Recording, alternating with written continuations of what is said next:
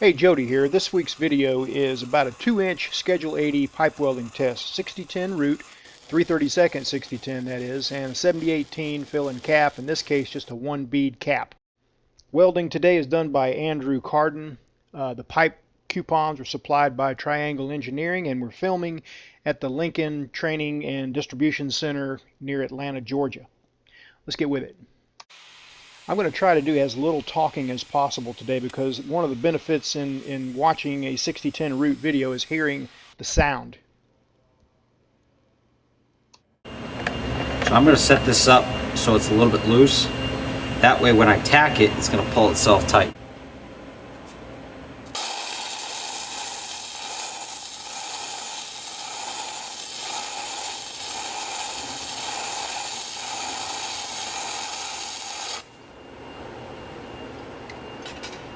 Easily. Yep.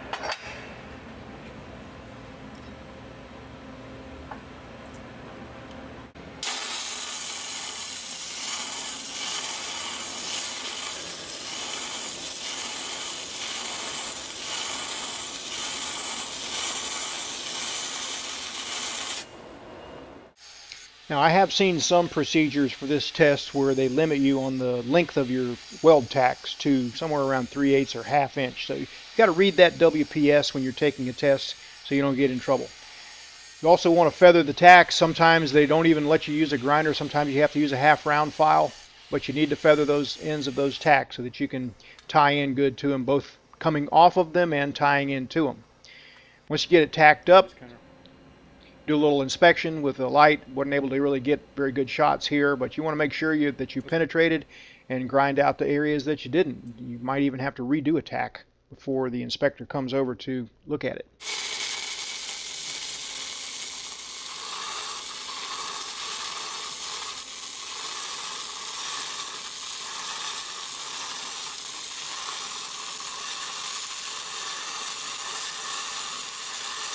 All right, watch Andrew now as he pushes that keyhole right into where he feathered that tack. So going to push it up, still keyholing. Right there, the keyhole closed, and he's going to keep on filling a little bit to avoid like a fisheye, even if he has to feather again.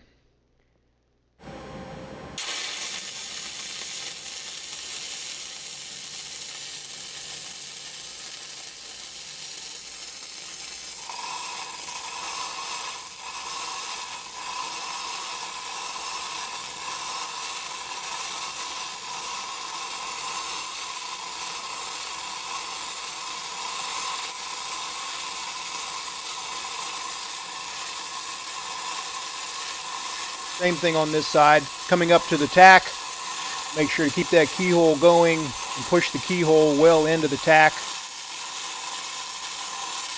You finally close it up, then keep on filling for a few more strokes. You might notice that arc strike there inside the bevel. If you're going to have an arc strike, it's best to have them in there. You want to keep them all inside there and not outside on the pipe. You could take a file to that and remove it, but since this is 6010, not going to hurt anything. But you want to keep it jammed in there pretty tight. You're almost trying to, in your mind's eye, weld this root pass from the inside out. For this demonstration, we welded both bottom halves first. Usually it doesn't matter. Sometimes there are requirements, though. So again, read that WPS or ask whoever's administering the welding test. Do a little quick inspection, make sure you got the root pass in there and everything tied in like it needs to be. Tip for when that keyhole just gets out of hand. This comes from a previous video I did a good while back, but I think it's applicable here. Sometimes that keyhole you're too hot. You've estimated your amperage wrong and the keyhole just gets too big. It's good to stop instead of just keep fighting it. Sometimes it's good to stop and then restart just ahead of it. Get everything going good again, and then what happens there is now you have more mass, more heat sink, and then you come back with a grinder or a file if it's pipe, 1/2 round file, and you feather it just like this, and then long arc it a little bit going in there, heat it up, get a keyhole in again, push that keyhole up, and get everything tied in there. It's much easier to fix a little too large a keyhole like this than it is to just keep fighting the keyhole sometimes. That's been my experience anyway. On a welding test like this, sometimes a grinder's allowed, sometimes it's not. Sometimes they just give you a half round file and that's it. If you're going to use a grinder, you definitely want to be really careful and avoid getting grinding scratches like this outside the bevel. We didn't really have the right grinding wheel here for this video. We're trying to get by with a flap disc and use the grinding, the rigid part of it, just to kind of clean up that root pass. But I noticed this when editing, so I thought I would mention it. I want to talk just for a minute about body positioning. It's not such a huge deal on the 6010 root because you're only welding a quarter of it at a time, so you don't really have to reposition. But now that we're going to get at the 7018, we want to make a pass all the way from bottom to top. All right, take a dry run on it and I'll see if I can. Okay, so if I'm going to strike it, I'm going to strike it here, I'm going to come down to it. So you're kind of propping with the one hand so that you're not jagged when you, Yep, like your knees when you're squatting. It helps you stand up smoothly. Yep, and I just kind of slide. I do the Boilermaker slide. The Boilermaker slide. Come around. Aiming for the center line of the pipe, I have found, kind of helps you keep your electrode angle right. In your mind's eye, shoot for the center line of that pipe. I got Andrew here to pretend that the end of the pipe is the joint. So he's going to feed rod in there as he repositions his body and makes the round from bottom to top. You can see he's having to do quite a lot of positioning there. You got to have that in your mind ahead of time, or when the helmet drops, everything changes.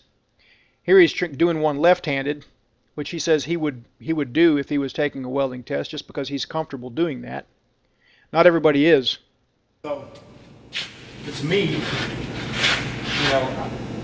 I try to do something like a little bit of angle that way. Yep. And here, I'm going to prop either directly on the pipe here with it. And it's going to seem awkward to start with, but when I light up here, in fact, I'm going to go ahead and twist my wrist to where it's good here, but a little bit awkward here. Yep. You know, so and then when I light up here, I am Coming around and yeah. And again, I'm having to shuffle my feet, do the dance thing here, but at least I got, you know, that's me. That's what I have done before. I'm perfectly open to the one-handed thing too. I just, I would probably actually use one hand, right hand, but just do the same positioning, try to light up. And again, I'm not very far under it here. Just, you know, you're a little bit uncomfortable when you start, so that after you get going a little bit, you get comfortable, and then you're just a little uncomfortable when you tie into the top, so to speak. But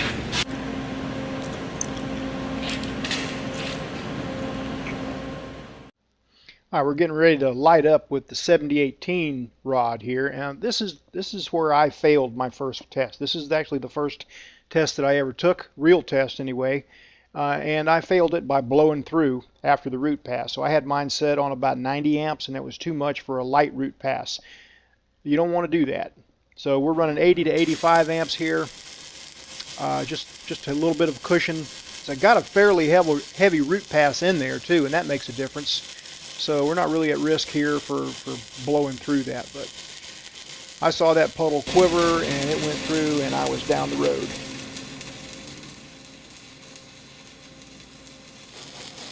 Once again, if you look at the little technique Andrew is using, backing into the puddle just a little bit and pausing at the top helps prevent undercut. So it's sort of a little series of cursive E's. I'll show a diagram in just a little while, just in case you aren't recognizing that. But you can watch Andrew reposition his body, aim for the top of that, or aim for the center of the pipe as he's coming up.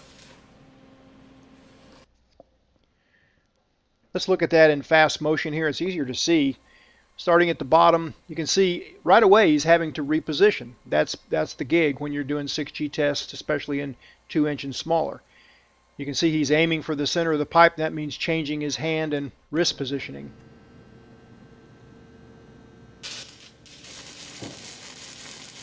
There you saw he struck the arc about 3/4 of an inch in front of the bottom of the previous side weld, and then just pretty quickly went right into it. Trying to keep all arc strikes confined within the weld area so that they're welded back over.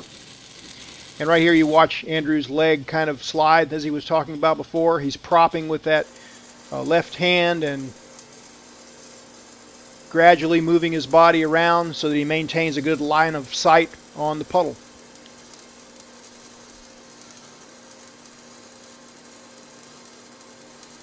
Andrew's young, so he's got his face all up in it. I couldn't even see the puddle if I was that close to it these days.